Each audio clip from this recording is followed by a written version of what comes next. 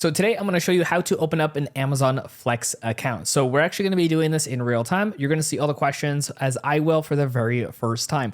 So we actually went ahead and downloaded the app on our iPhone. Keeping in mind, Android might look a little different, but should ideally be similar. So from here, we're going to go ahead and click on open. And this is going to take us to the main page of the app so we can go ahead and start creating and answering all the questions it will need for us to have an Amazon Flex account. Now, really quick, before we go ahead and go through all the steps here, if you are somebody who's opening up your own small business or running a couple of different small businesses to be able to earn some extra money, you definitely want to make sure you have a small business bank account. I'm going to have resources in the show notes down below for you to go ahead and check out some of the best small business banks. So that way you can make sure your money is going into the right account. So you can go ahead and make it easier when it comes to tax time and running this small business. Okay, so let's go ahead and just get started here, right? So we're here on the main page of the Amazon Flex account. And you can see there is obviously signing in, or you can go ahead and create an account. Now, again, since I'm new here, I'm assuming that this might be actually being able to sign into my Amazon account and create all of the step-by-step processes here. So I'm gonna go ahead and click on sign in with Amazon, and it's gonna have me go ahead and sign into my normal Amazon.com actual account. So we're going to plug in my email and my password, and I'm going to click on sign in once I go through that. Let's see how fast this goes. All right, so from here, it's going to need a code from our phone number to just verify our account. So we're going to enter in the OTP and then sign in. Now, for some reason, it doesn't show up on my screen here, but on my actual phone, it's just asking to allow for my location. I'm going to be putting in, as always, while using this app. And so we're going to click on that, and it should just go ahead and take us to the next section here, which is actually the app setup. So this is all going ahead in real time here for us. So it's just allowing us to not only have our current location, but push notifications as well as camera access. So for us, we're going to click on go to settings to allow for both of those as well. All right, so it pushed us over here to the settings, and we can see the notifications is off. We can go ahead and toggle this to allow.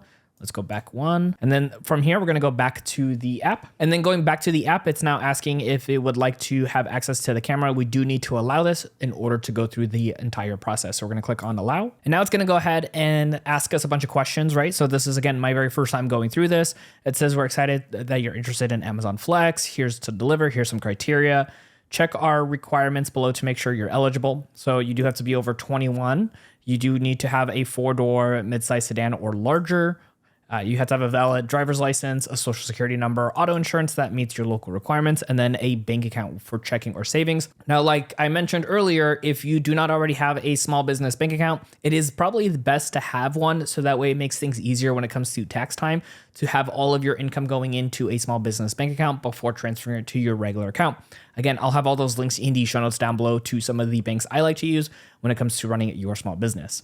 So once everything here is checked, including this last one, the get started is highlighted over here on the bottom. Let's go ahead and click on that. All right, so first it's going to ask us for the zip code. So we're going to go ahead and put in our zip code. So next up here, it's asking which days we would like to deliver. So whichever days work best for you. And then you can also heart your top 3. So if you have preferences, if all the days work, you can go ahead and just check all those, which is kind of nice.